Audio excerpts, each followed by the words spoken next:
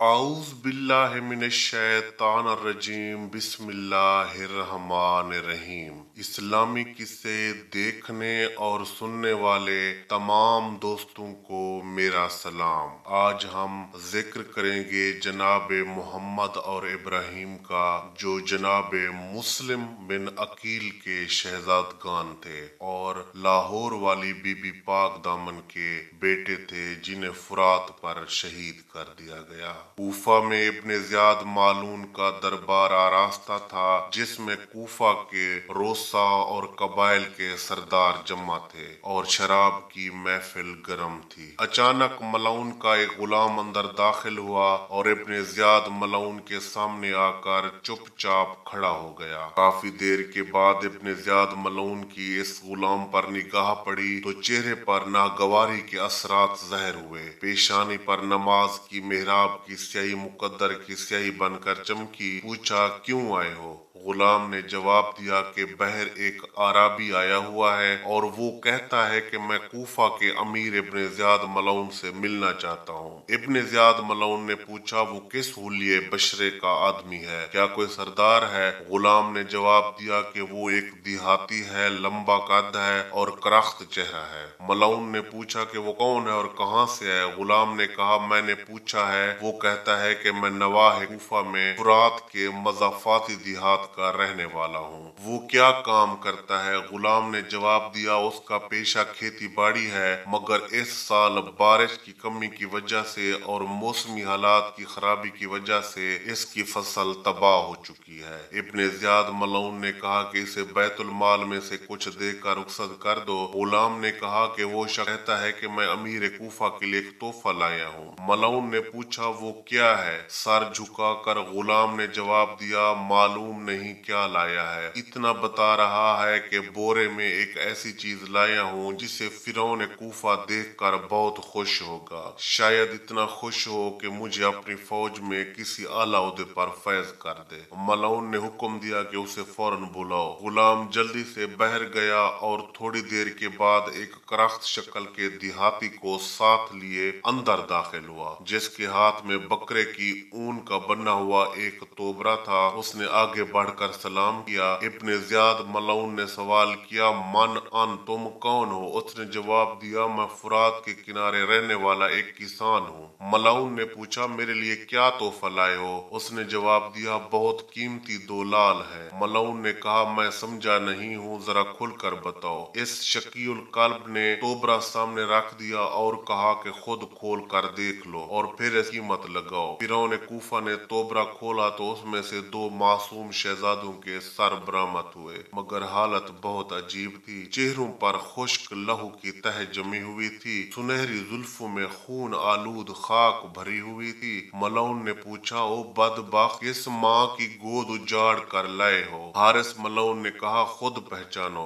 ابن زیاد ملعون نے کہا یہ خون میں غلطان چہرے میں نہیں پہچان سکتا، تم خود بتاؤ کہ یہ کون ہے؟ حارث ملعون نے کہا یہ جناب امیر مسلم بن عقیل کے وہ فرزند ہیں جن کی تلاش تمہیں کئی دنوں سے تھی۔ ابن زیاد ملعون نے کہا او بدبخت، یہ شہزادے پہلی بار گرفتار ہو کر جب میرے دربار میں آئے تھے، اگرچہ احساس یتیمی اور خوف کی وجہ سے ان کا رنگ زرد تھا، مگر پھر بھی 14ویں کا چاند ان کے حسن سے شرماتا تھا۔ یہ تم نے ان کا کیا حال کر دیا؟ حارث نے جواب دیا کہ میں نے یہ سب کچھ تمہاری خوشنودی اور انعام کی لالچ میں کیا ہے۔ عبید اللہ ابن زیاد ملعون نے کہا او بدبخت، یہ تمہیں کہاں سے ملے تھے؟ اس نے جواب دیا کہ یہ میرے گھر مہمان بن کر آئے تھے۔ ابن زیاد نے کہا کہ پورا عرب مہمان نوازی میں مشہور ہے۔ عرب کی روایت میں ہے کہ ایک گوہ کے پیچھے شکاری لگے ہوئے تھے، اس نے ایک عرب کے خیمے پناہ لے لی تھی، اس عرب نے گوہ کو مہمان سمجھ کر پناہ دی تھی اور وہ خاندان کے جملہ افراد سمیت قتل ہو گیا تھا، مگر اس نے مہمان گوہ پر آنچ نہیں آنے دی تھی، اور تم نے عرب روایات ذرا بھی لاج نہیں رکھی۔ حارث ملعون نے کہا آج کل کوفہ میں یہ رواج عام ہے، 30,000 خطوط لے کر بلانے والوں نے خود مہمان مار ڈالے ہیں، ساری دنیا خاموش رہی ہے، میں نے تو صرف حاکم کی خوشنودی کی خاطر یہ قدم اٹھایا ہے، بتاؤ بھلا میں کون سا جرم کر لایا ہوں؟ ابن زیاد ملعون نے اس کے طنز سے صرف نظر کرتے ہوئے سوال کیا کہ جس وقت वक्त ये मासूम तुम्हें मिले थे कुछ कहते भी थे? हारिस मलऊन ने जवाब दिया कि उन्होंने चंद सवाल किए थे। उसने पूछा कौन सा सवाल? हारिस ने कहा पहला सवाल उन्होंने उस वक्त किया था जब रात के वक्त मैंने उनसे पूछा था कि तुम कौन हो। दोनों भाइयों ने कांपते हुए हाथ जोड़ के कहा था कि अगर सच बताएंगे तो तुम हमें कुछ कहोगे तो नहीं। मैंने कहा था आप अल्लाह और रसूल की अमान में है, मैं आपको कुछ नहीं कहूँगा, मैंने आप दोनों को अमान दी है। शहजादों ने आंखों में आंसू भर कर कहा था कि इस बात का जामिन कौन है? तो मैंने जवाब दिया था कि तुम्हारा और मेरा अल्लाह और उसका हबीब जामिन है। मेरी अमान के शहंशाह मदीना गवाह है कि मैं तुम्हें कुछ नहीं कहूँगा।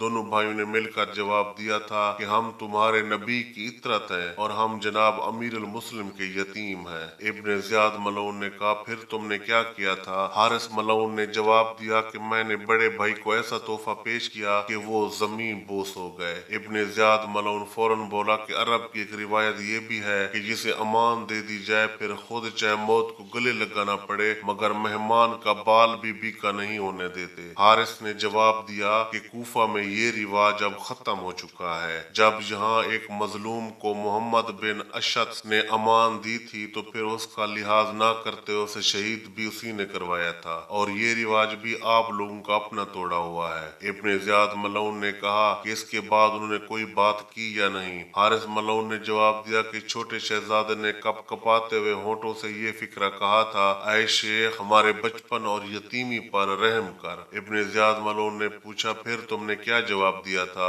हारिस ने कहा मैंने छोटे शहजादे को अदब से यूं मस किया था कि जमीन ने उसके रुखसार चूमे। इब्न ज़ियाद मलऊन ने कहा ऐ शकील काल्ब इंसान, कम सन बच्चों पर जुल्म करना कहाँ की जवामर्दी है? हारिस मलऊन ने जवाब दिया कि मैंने करबला में देखा था कि लोग 6 माह के बच्चों को शहीद करके फख्र करते रहे थे और फिर उन्हें लोग दाद देते रहे थे। ये तो फिर भी 7-8 साल के यतीम थे। मलऊन ने पूछा फिर इसके बाद भी इन यतीमों ने कोई बात की थी? हारिस मलऊन ने जवाब दिया कि दोनों शहजादों ने रो रो कर कहा था कि हमें इब्न ज़ियाद मलऊन के पास ले चलो, वो खुद जो फैसला करेगा हमें मंजूर होगा। मैंने जवाब दिया था कि इब्न ज़ियाद मलऊन के पास तुम नहीं जाओगे, तुम्हारे सर जाएंगे। उन्हें रोते हुए कहा था कि आप हमें कत्ल क्यों कर रहे हैं? मैंने जवाब दिया कि इब्न ज़ियाद मलऊन ने आपके सर की कीमत 1000 दिरहम मुकर्रर की है, मैं इनाम लूंगा। दोनों ने कहा था कि हमें गुलाम बनाकर हमारे बाल तराश कर बाजार में ले जा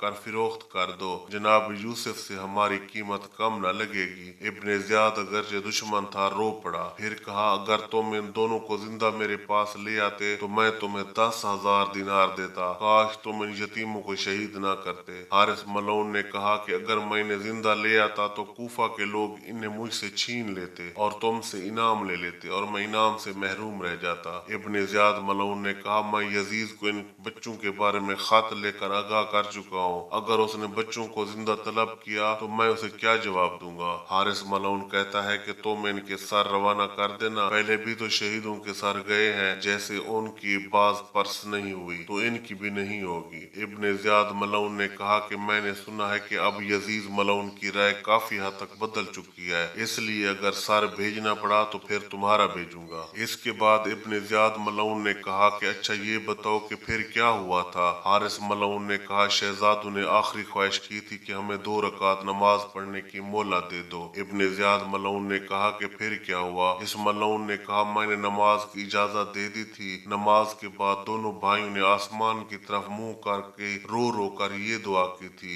या हय्यो या कय्यूम, ऐ ज़ात हलीम, ऐ बेहतरीन फैसला करने वाली ज़ात, इस मलऊन और हमारे दरमियान हक का फैसला फरमा। इसके बाद इब्न ज़ियाद मलऊन ने पूछा कि जिस वक्त तुमने इन मासूमों को शहीद किया था तो क्या तुम्हारा दिल नहीं कांपा? इस मलऊन ने कहा मेरा दिल उस वक्त डरा था कि जिस वक्त मैंने इन मासूम शहजादों की लाशें दरिया सपुर्द की थी, उस वक्त दोनों भाइयों की लाशें एक दूसरे के गले लग गईं और आवाज आई, आए मेरे अल्लाह, तेरी जात ने देखा जिस तरह हम पर जुल्म हुए हैं, आए अल्लाह तू हमारा इंतकाम इस जालिम से क़यामत से पहले जरूर लेना, हमारे मुंतकिम के आने में देर ना होने देना, हमारे मुंतकिम को जल्दी भेजना। उबैदिल्लाह इब्न ज़ियाद मलऊन ने चारों तरफ निगाह दौड़ाई और कहा कि कोई है जो इन सर्रों को धोकर दरबार में पेश करे। इसका एक स्याह फाम गुलाम था जिसका नाम मकातिल था। उसने कहा कि मैं जाकर सर धुलवा लाता हूँ। वो फौरन घर घर आया, उसने ये सारे अतर अपनी बीवी उम्मे हानी के हवाले किए और कहा कि इन सर्रों की जुल्फों को अच्छी तरह धो दो, मगर ये आम सर नहीं है, यूं समझो ये पाक हसनैन के सर धुलने के लिए आए हैं। उम्मे हानी ने दोनों सर्रों को उठाकर सीने से लगाया, कमरे में ले आई,